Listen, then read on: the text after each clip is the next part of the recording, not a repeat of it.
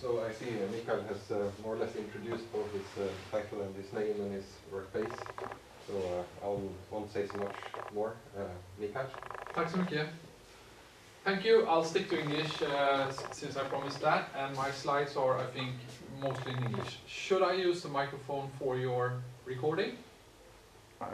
Use it if it doesn't matter for that, but, okay. But it will be better if you can use the microphone, yes. Yeah, okay. If you don't mind. I'll stick to the microphone then. Is it too loud? Oh, it's like rock and roll. So I'm a scientist, what's called an acoustician. So I'm an expert in noise and in noise calculations. And I work at the Occupational and Environmental Medicine Department of the Gothenburg University. So I work in this university, but not in this building and not in this part of the city. But I'm here sometimes. It's sort of a hub here, especially if you want to have a poster for a conference. You need to go here to the basement to get the poster, because I print them here. So I've been in the building. Hey, welcome. So I will talk about traffic noise prediction. We do that in sort of a European Union scale. And recently, this summer, they released an open source code for doing that. And I thought that that was pretty important. And the first time I've seen a sort of an official model be accompanied by an open source code. So as I'm sort of involved in the open source community, I thought that there might be an interest. And it might also sort of show the way for other areas, like air quality, like well, there's all kinds of environmental exposures and other things like climate, where you have models that are considered correct and official, that you essentially could release. And it's also have the aspect that if you pay with public money for research to develop a method, there should be a pressure to sort of release it, to be as open as possible.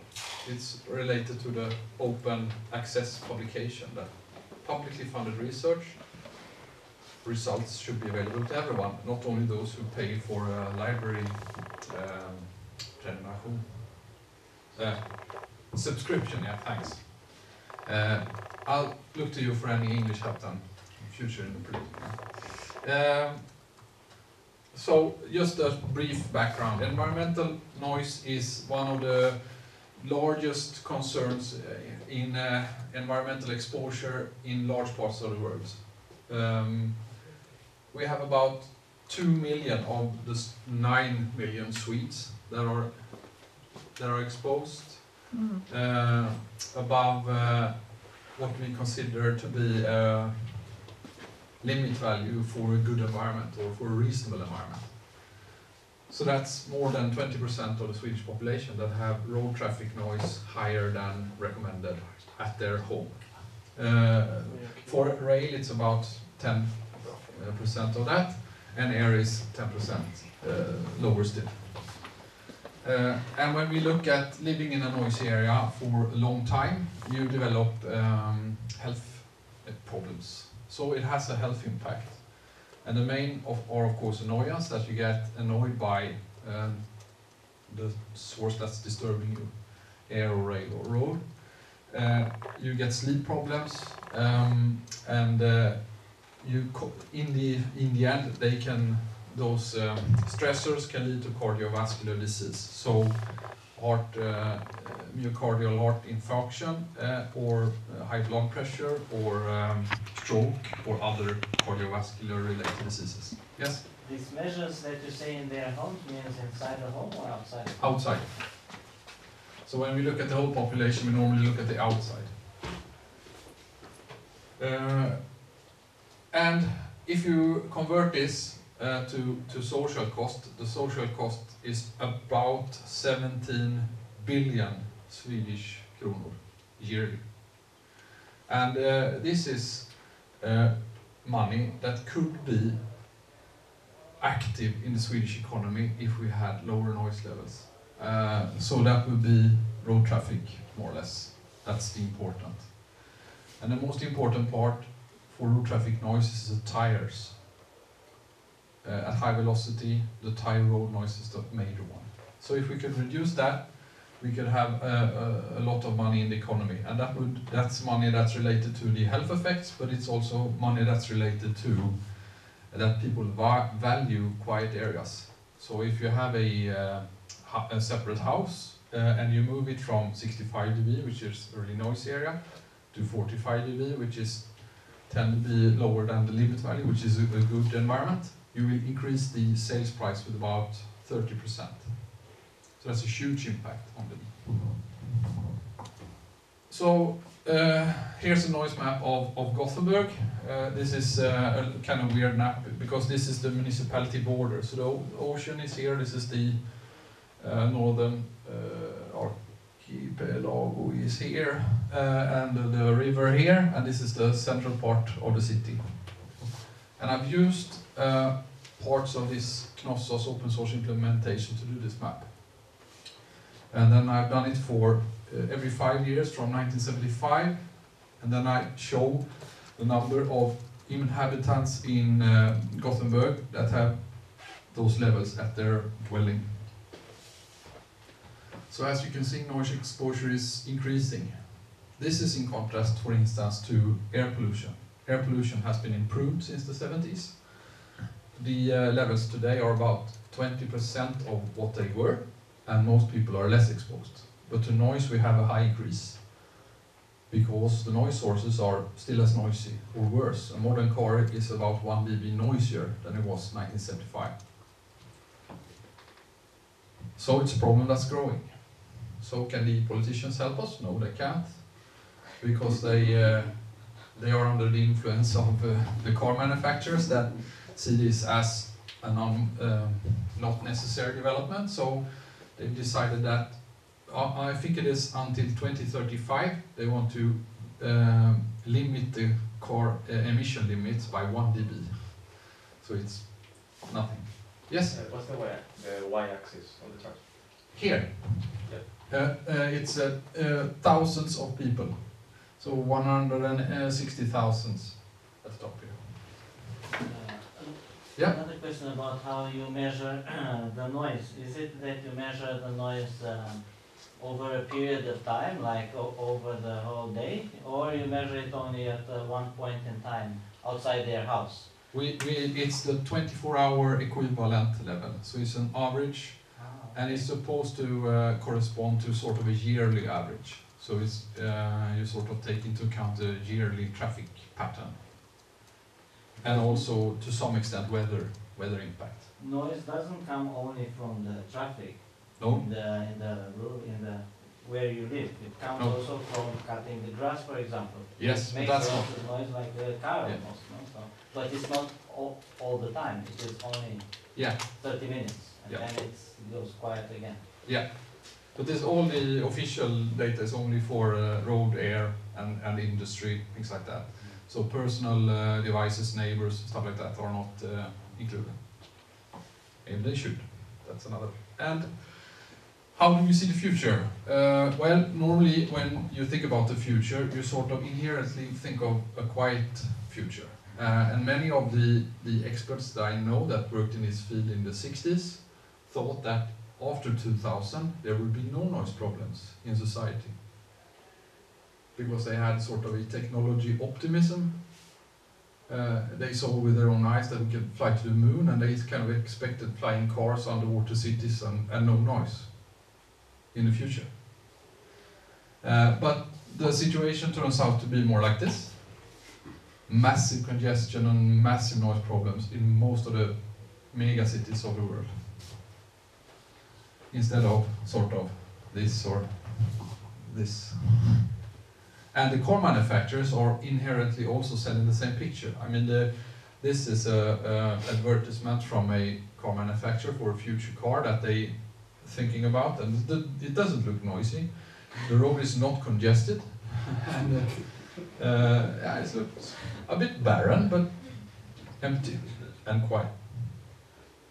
Yeah, and I want to play a short video clip to illustrate this. So it's from iRobot, which was released 2000. 10, 4, something like that. 4. Here it is.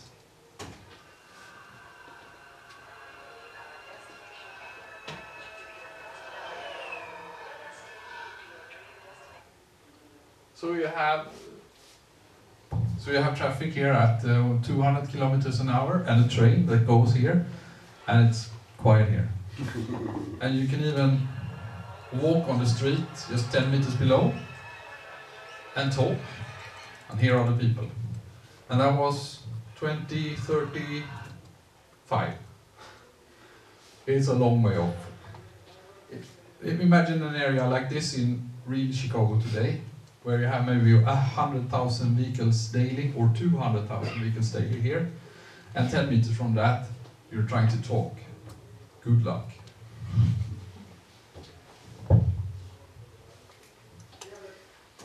So, very, very brief about calculating noise. Well, you can do it, as we talked before the lecture, and maybe we'll get back to that. You can measure noise or you can calculate it. And of course, both has its uses. You can't measure everywhere, but you can calculate everywhere. But when you calculate, it's difficult to get to the realistic value, of course. And when you do calculations like that, you normally start with the physics, the wave equation essentially, and you develop some kind of numerical model that gives you the value. There are very detailed models, for instance, what happens inside the telephone, and there are more big scale models like this one that tells you what happens in the city. And there are also now this one. There's more and more apps that uses the phone's internal microphone to let you measure the level. And in the cases like we talked before, where we have a conflict between a company or a municipality and a annoyed persons, they often pick out their iPhones or competitor phones. Yes? Some of these programs that record on mobile phones, they tend to be a little bit off. Yes. So can you recommend some of them that are reliable? Yes, in comparison with the shit. Yes, the best one for Android and for iPhone is it's called Buller, simply. Okay. B-U-L-L-E-R, and it's released by Arbetsmiljöverket, the Swedish occupational something authority. It's a good app, and it's reasonable for. It doesn't work really well for very low levels because the microphone is not designed to measure that. So it's designed to measure your voice pretty close to your mouth. So it's better for loud, but it's reasonable. And you of course many professional instruments of different kinds. And then we have the European Union perspective that sort of leads up to my presentation here. There's an environmental noise directive that we have that's from 2006. Every 5 years, every member state of the European Union has to report how much noise they expose their population to in terms of road traffic, rail traffic, air, and industrial sites. And there's rules. They don't have to report the whole country because it's too expensive. So they have to report the big cities, more than 100,000 inhabitants, and big roads and railway lines. They have to report the whole one, sort of, not only the cities, but the complete road. And as they did it in 2006, they realized, or they realized before, that there were many different national methods, and they were quite different, and it's really difficult to compare calculations from Sweden to Italy, for instance, with completely different frameworks, traditional views, measures, so on. So they wanted to fix this by doing a standard model that could be used all over the European Union. And that's what I'm going to talk about, and that's what's released as open source. Wrong way. So they developed this one, Cnossos, Common Noise Assessment Framework. So it's essentially a set of reports or PDF files that describes how to do it. in very detail, so to speak. But the new thing, it's also a code that does what it says in the report. And that's a really key thing, because it makes it possible for people like you and me to sit down, spend a day or something like that, and run it. But if we get that pack of reports, we have a longer time frame before we could get something out of it. And I don't know the background why this became the case, but it's interesting because it sort of puts pressure on every other field. Why don't you have an open source code for air quality, for emissions from mopeds, from emissions from tractors, for emissions from blah blah blah. And it's released under the, or I should say will be released, because it's not yet released, even though they promised this summer. But they have promised, and I have the code. So the method describes essentially the stack of papers or reports. Describes how you take traffic, so a lot different vehicles, and then you make a source model that sort of radiates. And an important point here that it's only has point sources, so you have to sort of translate all your roads to strings of points that radiate noise. And then there's tons and tons of formulas that tells you how to get from something like daily traffic flow or hourly traffic flow, number of heavy trucks, light vehicles, typical speeds, if they use studded tires or not, things like that, and you get to some kind of source emission. And that is quite a messy model. It's not just a simple solution to the wave equation, but it has lots and ifs and buts, and if that value is bigger than that, then use formula 2.4.8 instead of 2.4. So it's a really messy document like that. And then it tells you, so that gives you a sort of a point source with that radiates a certain acoustic power. Then you have to calculate to where you live, or the point of interest is. And then it tells you that as well, how to do that. Then you have to know the type of ground, if it's grass, not. You have to know the building. If there's a building, you have to know if it's a sound barrier or some kind of hilly terrain, or if there's vegetation. And tugga, bam, 53.4, get your value. So what's released in the source code is it's how you get the power here and how you calculate the propagation here to get the value. So what you need to do, or our community needs to do to make this useful, is to sort of make a tool that can translate a road to a string of point sources and then do the sum.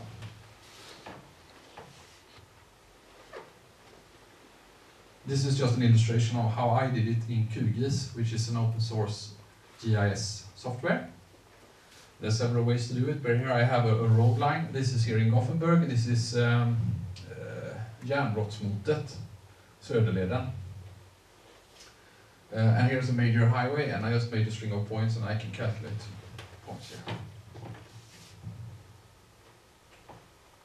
And it's easy for, if you work in QGIS, it's easy to work with Python, because it's kind of inherent scripting language. Well, for many GIS applications, also commercial software. So that's what I did. A bit about the code. The code is written in C++ and released as a typical software release with pretty well described with manuals and stuff and instructions on how to build it. Unfortunately, it's built on Windows. So if I just take it and try to run it through GCC, which I immediately tried, of course, it hangs. It has lots and lots of dependencies that are specific to Windows. But I guess that we're pretty used to that in the community, but me personally, I'm not really used to that. All of it, I think, relates to UTF-8 character encoding, more or less. which is not really necessary for a software like this. So if you just throw those parts out and consider stuff like normal strings instead, you would be home. It has two major parts, as I said, a source thingy that takes your number of aircraft or number of cars, motorcycles, or number of trains to give you a source, and then the propagation model is common for all of those sources to calculate the level.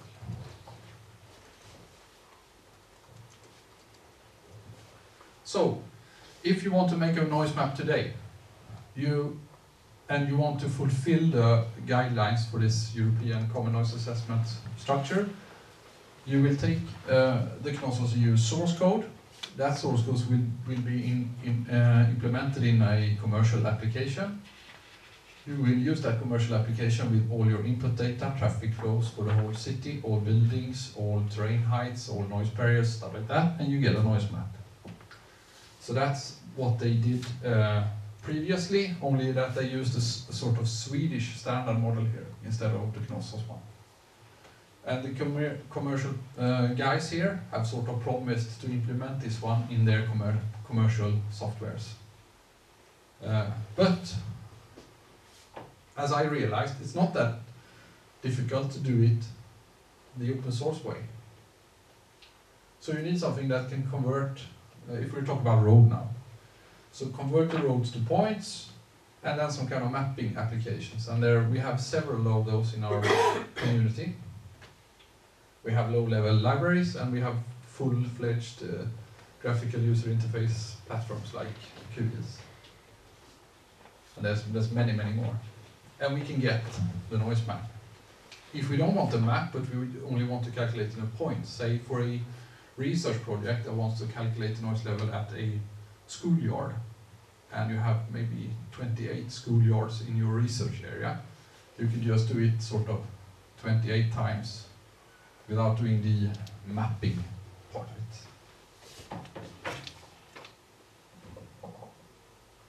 So I get worried comments from my friends in the consultancy community and the general academic and other experts, because they're a bit worried that they will lose their job, more or less.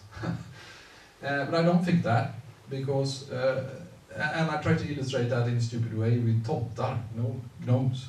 That the gnomes are everywhere, and the experts are everywhere, and they will stay out in the terrain everywhere, I believe. Because there are many, many functions, and I see it the other way. If we get more efficient, better tested, and widely applicable noise models that those experts can use, they can use them more and more cheaply, and we will do more noise calculations and use it more in society. The only guys that have to be a bit worried are the ones who develop these. But they may also benefit, because they get open source parts that they can include so they can be more efficient, essentially making their product more effective. But it makes it difficult to have a very, very expensive application, since you might have competition.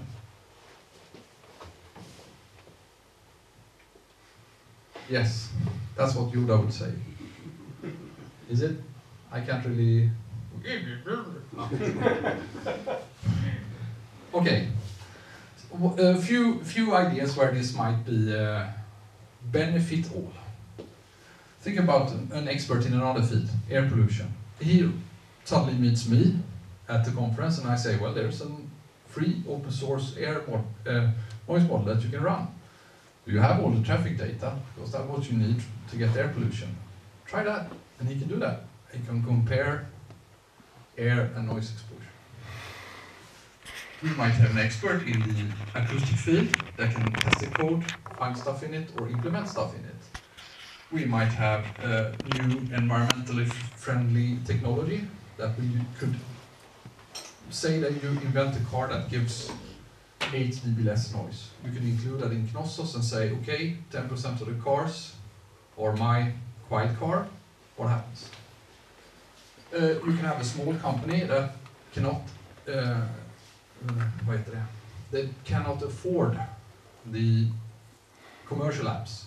they can now still run the model if they have the skill and background. You can have officials who's interested and would need really big money to buy a commercial app, but they can just play around with the open source parts of it. Yeah, blah blah blah. I guess we can invent more examples if we want to. Okay, what about the future? It's kind of important that the code gets maintained. On the other hand, our experience is that it will be anyway if it's useful. So someone will sort of pick up the code and put it in a repository somewhere if it's useful. Right? But probably there will be an official repository run by the European Environmental Agency, which is part of the European Union. We need to get the support by the commercial software, because many are sort of locked into the commercial software usage, and if they don't use the method, maybe it won't sort of propagate and spread as intended. There's also many things going on the sort of input data feed, that more and more geographically coded information will be freely available openly. INSPIRE is a directive that requires member states to publish information about roads, bridges and stuff like that openly. Conflicts between member states is a big risk here. Let's say that company A is in member state A and company B is in member state B, and company B cannot or don't want to include Cnossos, and they tell their politicians, stop it. It will be difficult for my company to survive in this environment. Instead, the money will go to country A, where company A has developed and included the code. And that can lead to political conflicts that could kill the model. I don't think it is likely, but it could. So they could essentially change the directive to remove the requirement to use Cnossos. And then we have our community, what happens with that part. And that's it. Questions?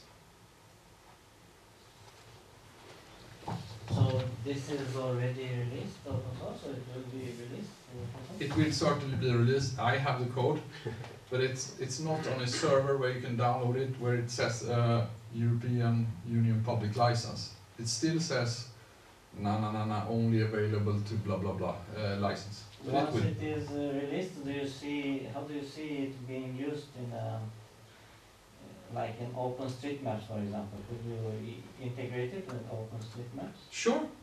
Because I would see OpenStreetMaps to me is a map place where it is dynamic, so people go there and change it all the time. Yeah.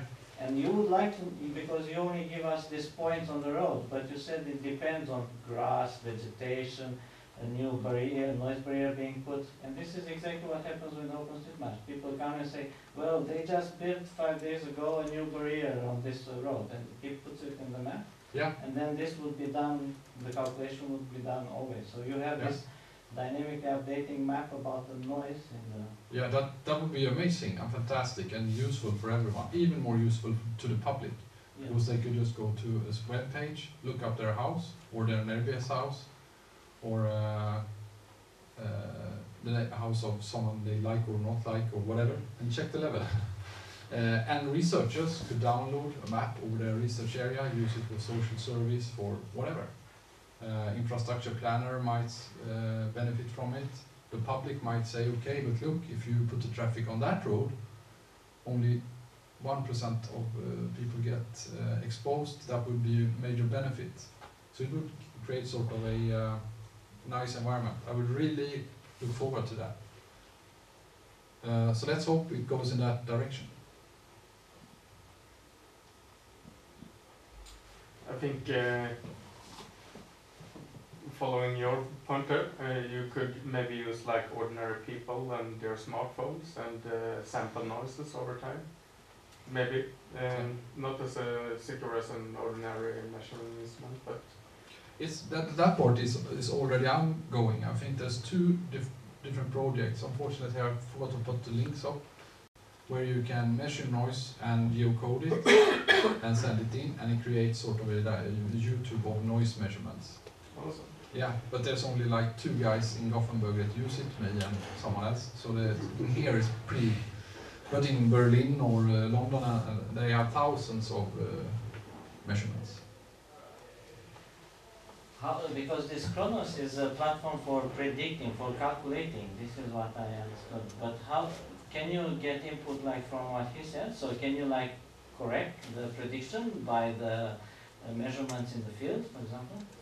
Yes, that's definitely possible. You can, if you have a number of measurements, you can say, well, all the measurements are a bit higher, and then you can, if you're interested, go into the code and look, it's this and this parameter that may be a bit too low. Change that and see what it fits, or you could just use the other information that the prediction is too low here. But for things like blasting operations, tunnelability, and so on, those are not included as sources in Cnossos. It's traffic. So Cnossos is based on these parameters that you can change depending on. Those parameters would affect everything. So some of them affects everything, others does not. For instance, you have for a car, you have noise from the drive unit, so the propulsion, the engine and the exhaust. You have noise from the tire rod, and you have aerodynamic noise, and you can sort of play with all of those. If you want. When you do the prediction, you say it's an average of a day. Yes. The 55 decibel is an average of a typical day. Yes. So to be able to measure with your phone, you have to measure every hour. At night it's quiet, and then at 8 o'clock in the morning it's very noisy because everybody goes to work, and then at 9 o'clock it quiets down again. Yes. And then you take all of that noise and make an average of the day at 55. Yes. Yeah. But you can do the other way. You could, instead of putting the traffic that's relevant for a complete day, you can put the traffic that's relevant between 7 and 8, and calculate between 7 and 8. So that. But the values that turn red, the 55 decibel is an average of. Yes, if you use that criteria for turning red. For turning red, so it can be at moments in that red area. It's 100 dB during the. No, never that high. It's, it's 70. Yeah, but it's not in a normal situation. You can have in rush hours. You can have maybe 5, 6, 7 dB more than the average, but not more. Has the number, the 55 number, been read all through history? Yes, actually it has. Yeah, yes. It's kept. This is the level that people can tolerate. It's not changed. From the research community, there's been a pressure that we should lower that, because actually it's pretty. I think it's 15% of an average population say that they are still annoyed in such an environment, something like that. So there's been a pressure from the research field to sort of lower 55, but it hasn't happened politically, so it's been 55 forever.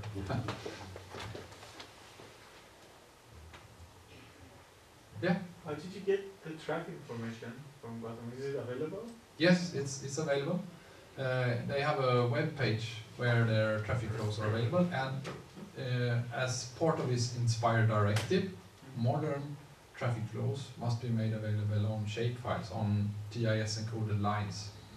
So when they implement that, and I think they have to this year, if anyone knows the details about Inspire, I think that they have to this or maybe next year have that public. And is it live or just old? No, that's so I updated yearly or something, and it's not available historically usually. It's just the current situation. We have in Sweden, we have the National Road Database where you can look up this year's traffic on any road. But that's sort of a mix between measurements and predictions and so on, because they have too few measurements to get the small roads. But if you go to nvdb.se,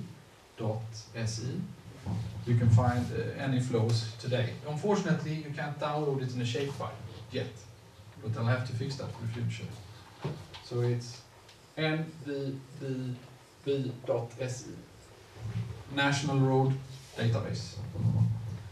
And I think it's in common with Norway. But maybe NO then Yeah. at the end. Cool. How are we on time? Yeah. Yeah, still time for a question or two or discussion. I'm just like thinking out loud, but when the Fukushima accident happened, there was a lot of people with Arduinos who measured the radiation. Would it be interesting with something like that for measuring sound? You know, Yeah, yeah. that would be interesting. And maybe the other way, maybe we could say, when you predict disasters like that, you have a model. Who can calculate with that?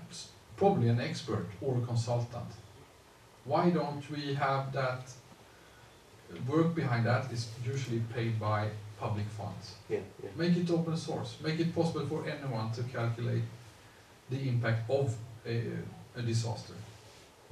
So that's sort of the other part from it. It's even more openness. Now I guess there's a conflict in Japan. It would be a conflict. Does the authorities really, when they give us a map, is that the truth? And they want to test that by measuring. But you could also test it by looking at the model. What would happen if I change wind direction by X or whatever? You said cars have become noisier. Is it tires or Yeah, engines or?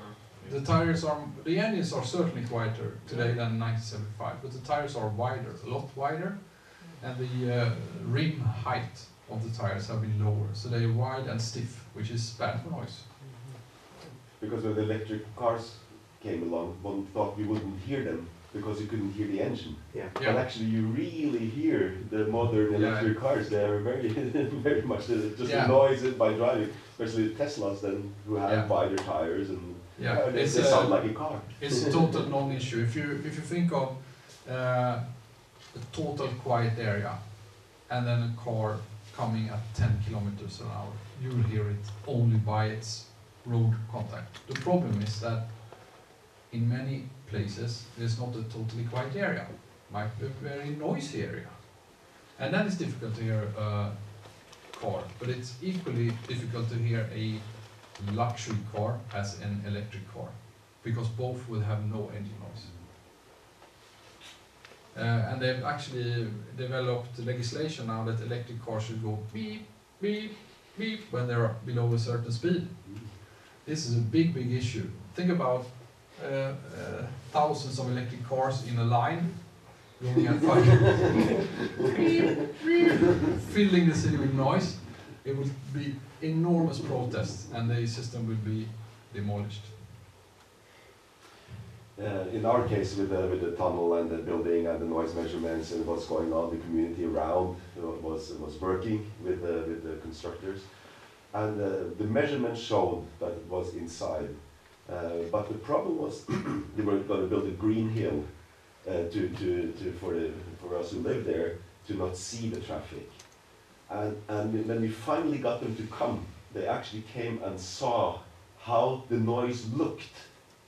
Because seeing the noise is a big difference, and hearing the level, and putting up just a small grassy hill, not seeing the noise source that much, it became much more tolerable, the noise level. So it's a lot of psychology also in tolerating the noise level. It is. And we moved them from there into the city. Yeah. It's more noisy. It's not that irritating as the high speed. It's the same noise level, but psychology of zoom, zoom, zoom, or and bustle and hustle of the city is much more soothing than the high speed. So noise level is not only dB. No, it's visual, it's psychology, it's the type of noise. Absolutely, you're completely right, and everyone in the research field knows that, but no of the politicians understand that, unfortunately. So we have the sort of dB, but if you think about rail, road and air, turns out that people accept rail a lot more noise. And there's parts of it that's acoustical, which we can explain by the profile of the noise. But part of it, the big part, is psychology, because you know there's railway tracks where you live. And you know the train has to pass on that, and you accept that. But the sky's everywhere, the aircraft can go miles and miles in any direction but above your building. So that's a lot worse in psychological terms.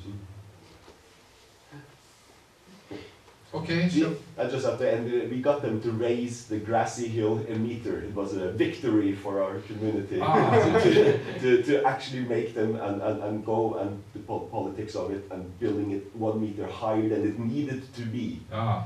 So that victory was, for the people. Yes, we're very happy about that. Let's as well hope for a victory for the open source community in this case. Thank you. Thank you.